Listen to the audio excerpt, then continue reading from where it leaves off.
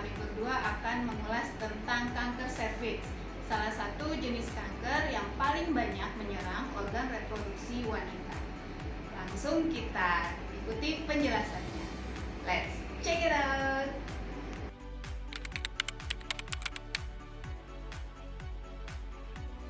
Berdasarkan epidemiologi, kanker payudara dan kanker serviks merupakan jenis kanker tertinggi pada perempuan. Itu menurut Kementerian Kesehatan Republik Indonesia pada tahun 2019. Kanker payudara dan kanker serviks adalah dua jenis kanker dengan angka kejadian terbesar di Indonesia. Menurut Global Cancer Observatory pada tahun 2018, angka kejadian kanker serviks di Indonesia sebesar lebih besar 23.000 per 100.000 penduduk dengan rata-rata kematian lebih besar 13.000 per 100.000 penduduk. Terbatasnya akses informasi yang akurat menjadi salah satu penyebab tingginya kasus kanker serviks di Indonesia. Penyebab lainnya adalah minimnya kesadaran untuk melakukan deteksi dini dan akibatnya sebagian besar kasus ditemukan sudah memasuki stadium lanjut. Sobat sehat, apa sih kanker serviks atau kanker leher rahim? Menurut istilah medisnya, kanker leher rahim adalah karsinoma serviks. Komite Penanggulangan Kanker Nasional, kanker serviks merupakan suatu kondisi keganasan yang berasal dari daerah serviks atau leher rahim. Di mana sih leher rahim itu? Berikut gambarnya. Leher rahim adalah daerah yang menghubungkan rongga vagina bagian bawah dan rongga uterus bagian atas. Nah, daerah inilah yang disebut dengan daerah leher rahim. Atau leher rahim ini terdapat dua sel yang berdampingan, dan pada area yang berdampingan ini terjadi perubahan sel yang terus-menerus. Area ini disebut dengan squamous columnar junction. Nah, pada area ini sering terjadi trauma yang menimbulkan mikroabrasi atau luka kecil sehingga mudah terinfeksi. Dan ini bisa terjadi berulang-ulang dalam jangka waktu yang panjang. Nah, pada kasus kanker serviks, sel-sel pada area tersebut bisa berubah sifat dan tumbuh tak terkendali menjadi sel-sel yang tidak normal, yang nantinya akan menjadi kanker invasif bila tidak segera ditangani. Nah, pertumbuhan yang tak terkendali dari sel-sel pada leher rahim dan kemudian berkembang menjadi kanker serviks itu disebabkan oleh virus sobat sehat, yaitu Human Papilloma Virus atau kita sebut saja HPV. Ada lebih dari 100 jenis HPV yang dapat menginfeksi permukaan kulit. Nah, kemudian HPV ini dibagi menjadi dua tipe sobat sehat, yaitu tipe high risk atau tipe onkogen yang menyebabkan kanker. Ada 13 tipe HPV onkogen. Kemudian yang kedua adalah tipe low risk atau non onkogen. Tipe ini tidak menyebabkan kanker, tapi menyebabkan kutil kemaluan atau kita sebut dengan kondiloma acuminata. Nah, 99,7% kasus kanker serviks disebabkan oleh HPV tipe onkogen dan sebanyak 70% kasus kanker serviks di dunia disebabkan oleh HPV tipe 16 dan tipe 18. Lantas, bagaimana penyebaran atau penularan HPV ini?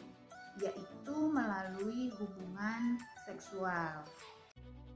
Nah, kalau begitu apa yang menyebabkan seorang wanita beresiko terkena kanker serviks? Menurut Komite Penanggulangan Kanker Nasional Kemenkes RI, adapun faktor resiko kanker serviks antara lain: pertama, menikah atau mulai melakukan aktivitas seksual di usia muda kurang dari 20 tahun. Kedua, berganti-ganti pasangan seksual.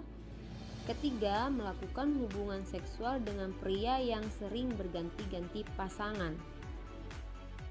Keempat, riwayat infeksi di daerah kelamin atau radang panggul yang biasa disebut dengan IMS. Kelima, perempuan yang melahirkan banyak anak. Keenam, merokok atau terpapar asap rokok atau perokok pasif. Ketujuh, riwayat keluarga dengan kanker. Kedelapan, kurangnya menjaga kebersihan alat kelamin. Kesembilan, adanya riwayat tes pap smear yang abnormal sebelumnya. Kesepuluh, penurunan kekebalan tubuh atau imunitas. Kemudian, apakah seseorang yang terinfeksi HPV akan otomatis terkena kanker serviks? Jawabannya tidak, sobat sehat. Karena pada dasarnya tubuh kita dan juga sistem reproduksi wanita memiliki sistem kekebalan atau imunitas untuk mencegah HPV menginfeksi lebih lanjut. Namun apabila infeksi berlangsung terus-menerus dalam jangka waktu yang panjang dan didukung oleh faktor-faktor risiko yang tadi sudah diuraikan, bisa saja HPV menetap dan berkembang sehingga lambat laun bisa menimbulkan kanker.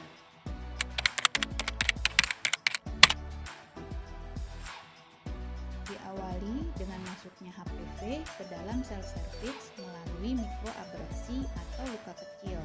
Kemudian HPV akan membajak atau mengambil alih kerja metabolisme sel dan mengacaukan pola pertumbuhan sel, sehingga sel akan terus tumbuh tak terkendali menjadi sel-sel abnormal. Nah, sel-sel abnormal inilah yang kemudian menjadi cikal bakal kanker serviks. Nah, fase sejak sel terinfeksi HPV hingga berubah menjadi sel-sel abnormal disebut dengan fase prekanker.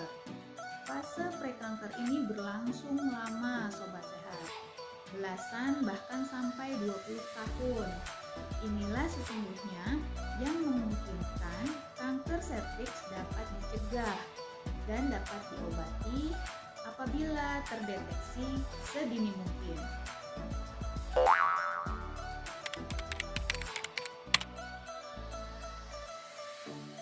Fase prekanker terdiri dari beberapa tahapan, dan kerusakan sel yang terjadi masih terlokasi pada sel serviks. Tahap awal disebut dengan displasia ringan, di mana sepertiga sel serviks mengalami kerusakan. Kemudian tahap kedua yang disebut dengan displasia sedang, 2/3 sel serviks mengalami kerusakan.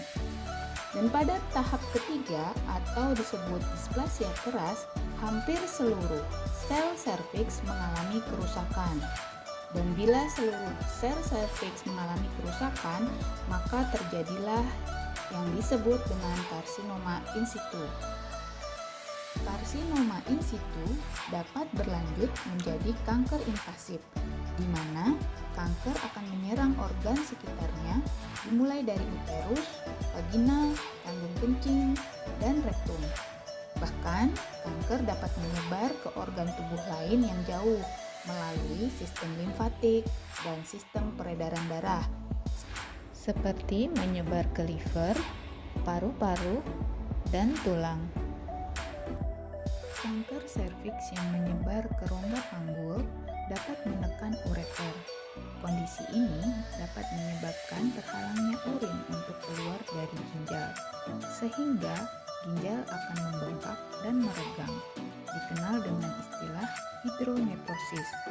Hidronefrosis yang parah bisa merusak ginjal, sehingga ginjal akan kehilangan seluruh fungsinya yang kita kenal dengan istilah gagal ginjal. Berdasarkan penelitian, sebanyak 76 kasus kanker serviks tidak menunjukkan gejala sama sekali. Tetapi, seorang yang mengalami keluhan dan gejala biasanya sudah menderita kanker serviks dengan stadium lanjut, bukan stadium awal lagi. Lantas, apa saja gejala yang dirasa?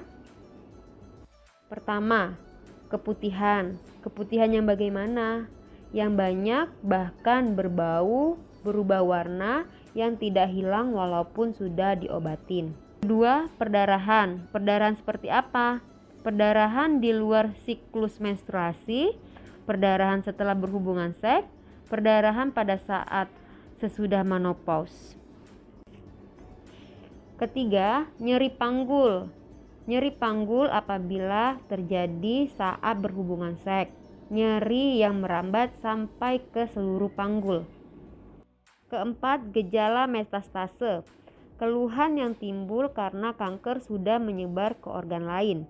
Didahului organ sekitar rahim, paling dekat yaitu kandung kemih, yang berupa nyeri saat buang air kecil, bahkan ada darah pada urin. Sobat sehat, pemeriksaan penunjang apa saja yang akan dokter lakukan untuk mendeteksi kanker serviks dan melakukan klarifikasi stadiumnya? Yaitu 1. Kolposkopi, 2. Biopsi serviks, 3. sistoskopi atau rektoskopi, 4. USG, 5. BNIVP, 6. Fototorak dan bone scan, 7. CT scan atau MRI, 8. PET scan. Nah, sobat sehat, CT scan adalah salah satu pemeriksaan penunjang untuk kanker serviks yang dapat melihat ukuran dan letak tumor serta penyebaran kanker ke organ lain.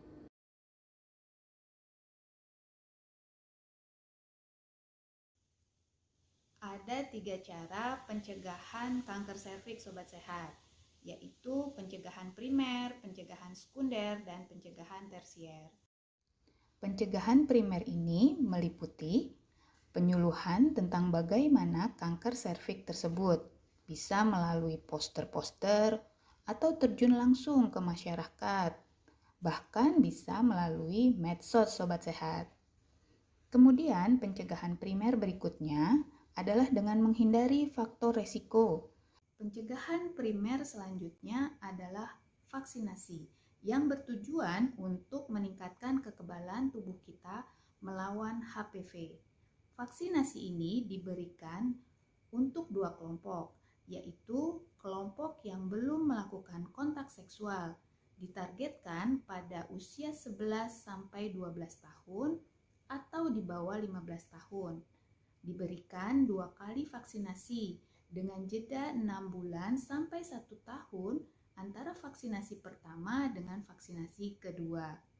Kemudian vaksinasi diberikan kepada kelompok yang telah aktif secara kontak seksual, yaitu diberikan 3 kali vaksinasi dengan jeda antara vaksinasi pertama dengan kedua yaitu 2 bulan dan 6 bulan antara vaksinasi kedua dengan vaksinasi ketiga.